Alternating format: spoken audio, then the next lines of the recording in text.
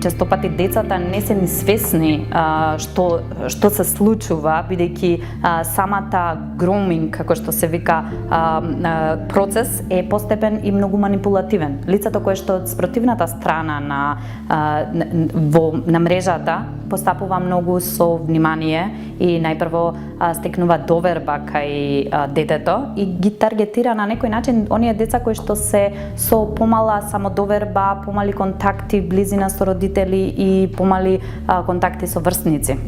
Како ги препознавате случаите на груминг, бидејќи рековте дека децата можеби нема ни да бидат свесни, а некој треба да препознае од страна? Така, тоа се препознава преку видливи реакции на детето. Најпрвен преку тоа што самото дете многу повеќе време ќе посветува на социјалните мрежи. Потоа видливо ќе се смени неговото однесување, како добива некои подароци за кои што самото не ни кажува од кого се и зошто се тие подароци.